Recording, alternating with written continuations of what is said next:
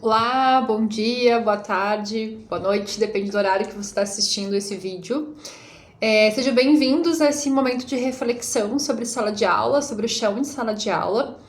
Para quem está chegando agora, então só para retomar, né? Meu nome é Aceli, sou professora há muitos anos, sou pedagoga, tenho especialização em neuropsicopedagogia mas a minha maior experiência sempre foi com alfabetização.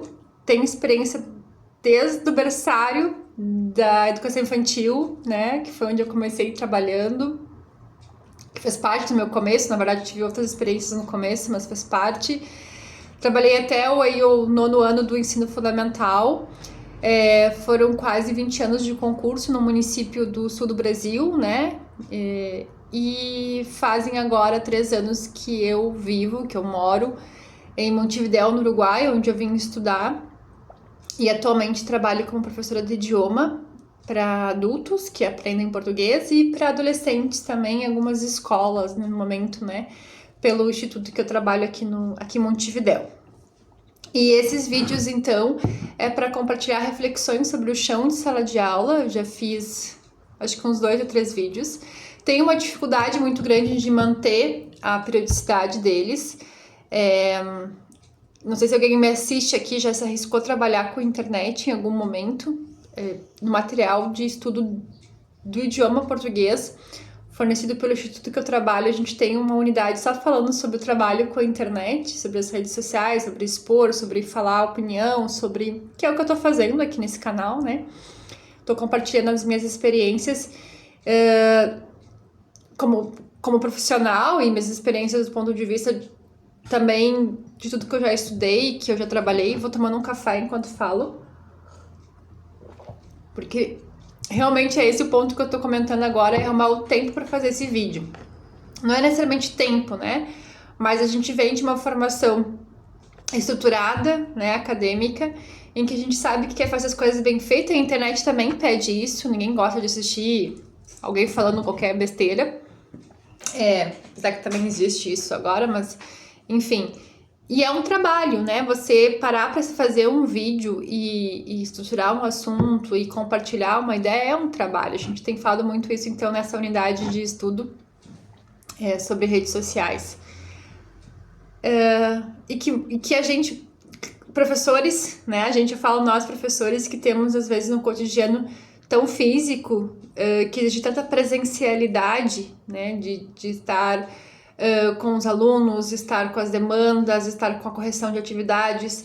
Parar para conversar assim num vídeo parece às vezes que realmente no meu caso, no meu ritmo, por mais que isso faça parte das minhas vontades de vida, né, poder compartilhar com mais colegas, poder refletir sobre a nossa formação profissional, poder trazer outras opções, poder estabelecer estratégias que auxiliam um cotidiano de sala de aula mais saudável, mais coerente.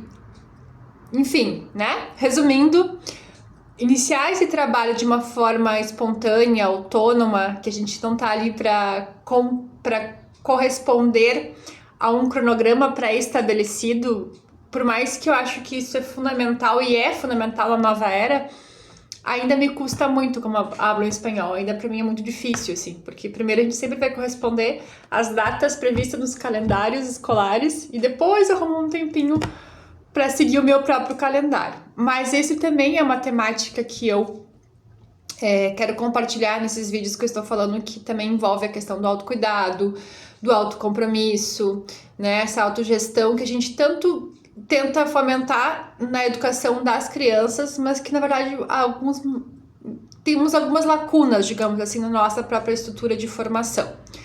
Pessoal, a temática de hoje eu quero falar sobre a questão da comunicação com as diferentes faixas etárias. Esse foi o assunto que eu estabeleci, né? Tanto tá aí no título do vídeo de hoje, sobre a vez que fizeram um abaixo-assinado para me tirar de uma turma de adolescentes. E aí eu quero trazer esse relato e refletir um pouco sobre... Inclusive, vocês podem tirar essa base de análise da minha própria comunicação agora com vocês. Fiquem à vontade para se fazer de haters aí, fazer os ajustes que precisam fazer também na minha comunicação aqui na internet. O ano era 2011, lá no sul do país, lá em Pato Branco, lá no sul, e eu tava vendo uma fase pessoal de uma transição, assim, meio complicadinha, era final de um relacionamento, trabalhei numa escola por um tempo, assim, acho que quase uns 5 anos, e aí troquei de ambiente de trabalho. E a gente sabe que sempre que essas transições, assim, tem gente que faz isso mais prático, mais fácil, mas a minha personalidade, ela é um pouco mais lenta, assim, até eu me estabelecer num lugar, até todo mundo me conhecer, até eu conhecer todo mundo. Então, existem pessoas para todo estilo e o meu estilo, ele é um pouco mais lento. E eu nunca tinha trabalhado com adolescentes, sempre trabalhei até então, até esse ano, até esse momento. Eu só trabalhei com infância, né, com alfabetização, desculpa, e no caso também com a educação infantil, né, com a creche. E aí, para completar minha carga horária nessa escola que eu iniciei o trabalho, eu fui convidada a trabalhar com disciplinas que não eram assim, não tinham conteúdo, né? Que era o ensino religioso, que sim tinha um conteúdo na época ecumênico, da gente poder investigar todas as religiões, e foi super importante, porque a gente estuda o que a gente vai trabalhar, né? E tinha uma disciplina que logo depois que eu terminei de atuar nela, ela foi extinta da escola, mas que era uma disciplina mais terapêutica, que era que acho que voltou agora nos anos finais, que seria projeto de vida, algo assim. Então não era uma disciplina de conteúdo formal, né? Que a gente precisasse levar um conteúdo que se fosse matemática, português, enfim, eu precisava realmente criar estratégias de comunicação com os alunos. E estava numa fase minha que eu precisava saber como me comunicar também em uma nova realidade de vida, uma transição, no momento de transição. Eu sei que começou o ano letivo, né? E eu também conhecendo os profissionais dessa escola, coordenação, orientação, enfim. E eu fui trabalhando com as turmas, até então não tinha nem trabalhado com períodos, porque eu sempre trabalhei, né, turno todo só com um grupo de alunos. E o vínculo, ele é algo que, por mais que a pessoa seja despachada, por mais que a pessoa seja uma pessoa de cara muito querida, o vínculo é algo que precisa de tempo, né? Porque às vezes a gente pode ser um professor muito amável logo de cara, mas criar vínculo mesmo, confiança, criar relações em que você se comunica com o olhar, com uma criança, com um jovem, com um colega, com adultos, independente da faixa etária, são coisas que aos pouquinhos, né? São a partir do tempo mesmo, das vivências. E bom, eu comecei a trabalhar com diferentes grupos, era de 6º a 9º ano, tinha várias faixas etárias, e tinha sempre aqueles grupos mais famosos pela indisciplina, né? Reúne grupo de alunos, enfim. Eu sempre tive muita dificuldade de ficar rotulando e ficar reclamando, assim. Não é dificuldade, agora eu usei a palavra errada. E também não me sinto melhor do que ninguém por isso. Mas isso é algo natural meu. Isso faz parte da minha essência de olhar para aquele grupo de alunos fora do rótulo, assim, de não querer saber quem são ou qual é o que aconteceu o ano anterior, de realmente querer conhecer aquele ser que está comigo, independente da sua fama, digamos assim. E eu faço um pouco isso até hoje na internet, porque eu não gosto de seguir só a opinião dos demais com relação a qualquer personagem, assim, eu gosto de conhecer a pessoa quando alguém, enfim. Mas nem tudo são flores, nem tudo é bonitinho. Comecei a trabalhar meio perdidona ali na hora de fazer as conversações e tudo mais. Em alguns momentos me alterava para poder pedir silêncio, concentração. Então eu acabava falando mais alto, acabava gritando provavelmente, e falava com eles de um jeito que eu sabia como falar, como me comunicar, como sempre relativamente dava certo com os grupos que eu tinha, que eram até 5º ano, né? Sei que, sei lá, passou, vamos supor, um mês, não lembro, mais ou menos, ainda era começo de ano, mas ou 2 meses de aula. E esse grupo, até hoje, eu ainda não sei se foi totalmente espontâneo, se foi com a ajuda de algum adulto por fora, mas esse grupo organizou um abaixo-assinado para entrar em contato com a direção, né, para que me tirassem, porque eles não estavam gostando da minha aula. Eu falava com eles como se eles fossem criancinhas pequenas, e eu gritava com eles em alguns momentos. E eu lembro que a temática que tinha era justamente a parte sistêmica, vamos dizer assim, né, do assunto era justamente saber se organizar em grupo. Eu tinha uma temática proposta que já era meio que pré-estabelecida no currículo da disciplina ou na estratégia de conteúdo de como trabalhar aquilo ali. Eu era muito, não dizer que era muito jovem, mas eu era bem mais jovem que agora e não tinha talvez ainda repertório para planejar uma aula daquele formato. Hoje com certeza seria de outra perspectiva, meu planejamento. Mas eu sei que, para minha primeira reação, eu lembro, né, todo o contexto da orientadora indo falar comigo aos poucos, com muito receio da minha reação, e ao mesmo tempo reforçando, de certa forma, também o abaixo-assinado, tipo, você, né, e gera um sentimento na gente de frustração, sim, porque é algo frustrante, Para mim, o mais frustrante não era nem a opinião dos alunos, era ver nos profissionais da educação como também já colocando em cima de mim um certo rótulo. É muito rápido a gente criar, né? Agora na filosofia eu tenho. Um pouquinho aqui. Eu tenho estudado muito isso, né? Do quanto é possível quanto é rápido a gente se relacionar uns com os outros a partir de uma imagem que a gente forma da pessoa. Por pequenas ações. Ah, a Sally tá insegura, tá num momento inseguro, então ela é uma pessoa insegura, né? E na nossa profissão eu tenho a sensação que isso é mais rápido ainda. A gente está sempre avaliando, sempre analisando comportamentos e resultados e desenvolvimento dos alunos, e fizemos isso uns com os outros, e fizemos isso na sociedade, fizemos isso muito conosco mesmo, com a gente mesmo. Tô falando de mim mesma, né?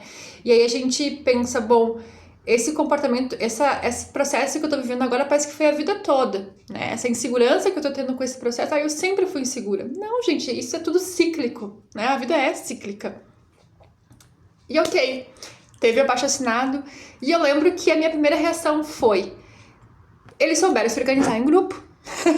Eles fizeram o que era proposto, né, na aula. Eles fizeram uma reunião em grupo, fizeram abaixo-assinado e nesse momento, nessa época, eu recém havia iniciado um curso que se chamava Comunicação e Desinibição para melhorar a minha dicção. Eu falo muito rápido, né?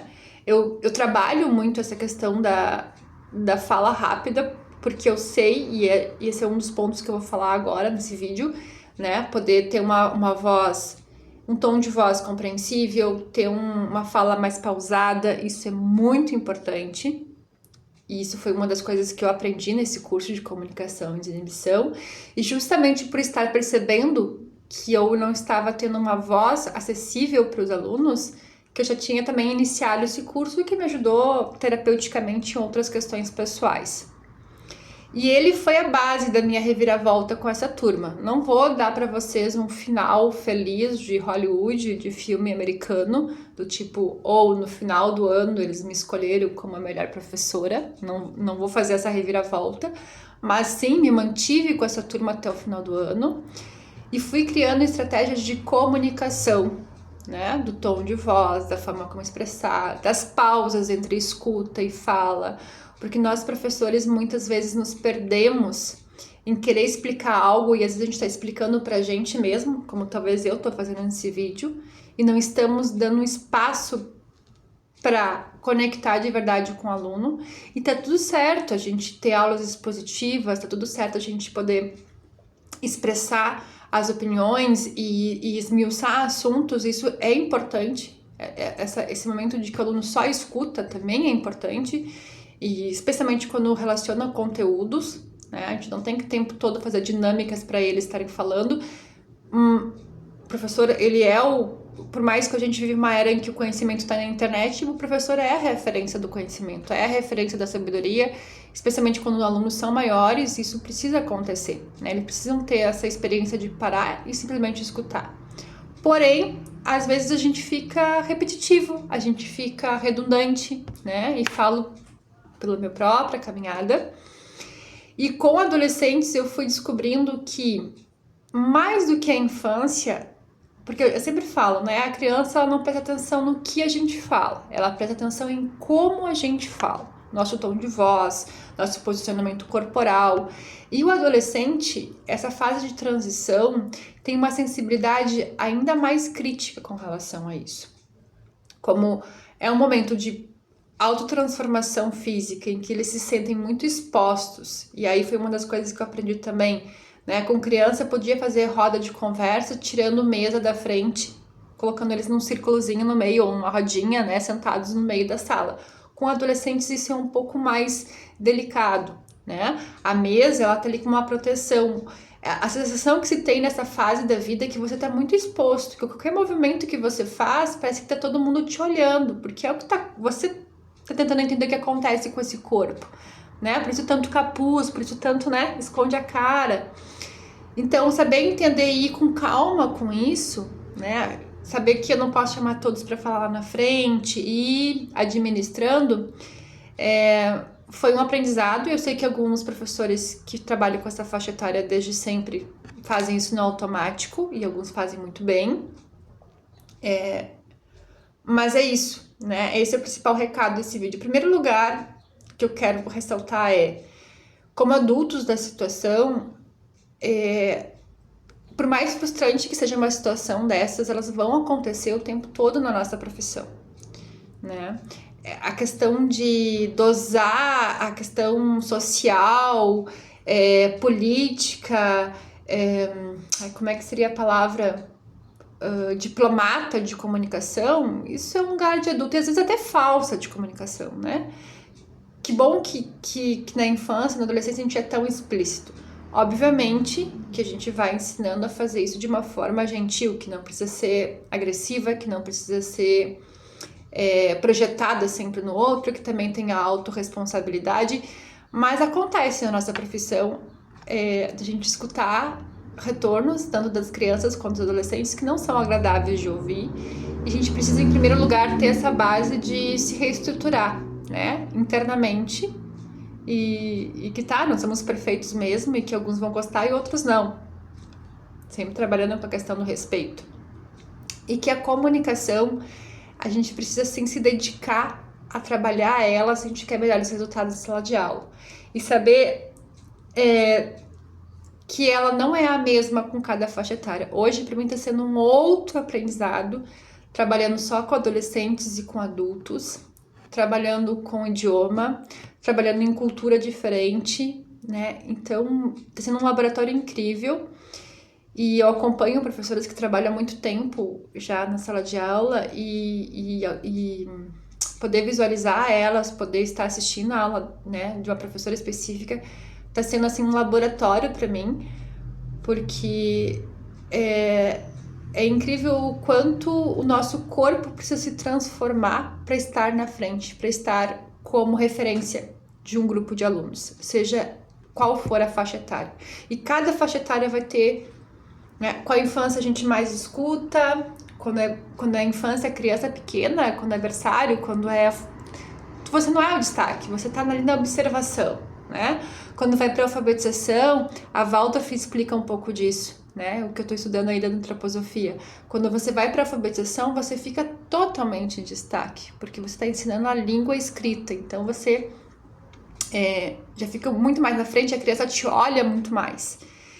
Na adolescência já é uma outra jogada. Quem tem informações sobre isso, por favor, coloca aí nos comentários. Vamos seguir falando em outros vídeos.